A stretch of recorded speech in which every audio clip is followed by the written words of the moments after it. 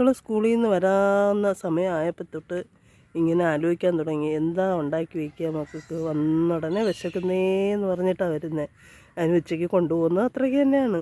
മിക്കവാറും കഴിക്കാറില്ല, ഒരിച്ചിരി എന്തെങ്കിലും കഴിക്കും. അതാ അപ്പോൾ കുറേ നാളായി ഉള്ളിവട അങ്ങനെയൊക്കെ ഉണ്ടാക്കിയിട്ട്. അപ്പോൾ ഞാനോർത്ത് ഒരിച്ചിരി നമ്മുടെ ചീരയില ഉണ്ടല്ലോ, നമ്മുടെ ബജ്ജി ഉണ്ടാക്കുന്ന ചീരയില, ബജ്ജി ചീര, ബസള ചീര എന്നൊക്കെ പറയുക.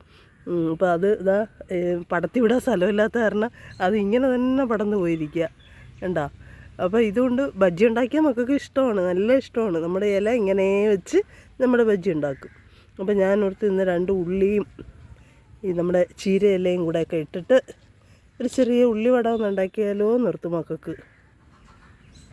ഞാൻ നേരത്തെ ഇത് കുറേ ഉണ്ടായിരുന്നപ്പോൾ ഞാൻ ഇടയ്ക്ക് നമ്മുടെ കോഴിക്കും കൂടെയൊക്കെ അരിഞ്ഞിടാൻ വേണ്ടി എടുക്കുമായിരുന്നു കേട്ടോ. ഇത് സാമ്പാർ ചീര, ഇതൊക്കെ ഞാൻ കോഴിക്കും കൂടെ കൊടുക്കുമായിരുന്നു.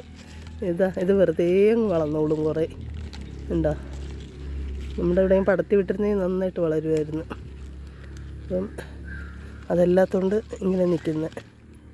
അങ്ങനെ നമ്മുടെ ചീരയില ബജ്ജി മാവൊക്കെ മൈദാമാവും ഒരിച്ചിരി നമ്മുടെ അരിപ്പൊടിയും മുളക് പൊടിയും ഇച്ചിരി കായപ്പൊടിയും മഞ്ഞൾപ്പൊടിയും എല്ലാം ഒക്കെ ഇട്ട് ഞാൻ സവാള ഒന്ന് ചെറുതായിട്ടൊന്ന് വഴറ്റും കേട്ടോ. ഒരു ചൂട്ടുകളായതുകൊണ്ടേ അത് കാരണം ഞാൻ എൻ്റെ രീതിക്ക് ചെയ്യുന്നതേ ഉള്ളൂ. ചെറുതായിട്ടൊന്ന് അതിൻ്റെ ആ പച്ച ഇതങ്ങ് വാട്ടിയെടുത്തിട്ടാണ് ഇതിനകത്ത് ഇടുന്നത്. അപ്പോൾ അങ്ങനെ അതാ റെഡിയായിക്കൊണ്ടിരിക്കുക.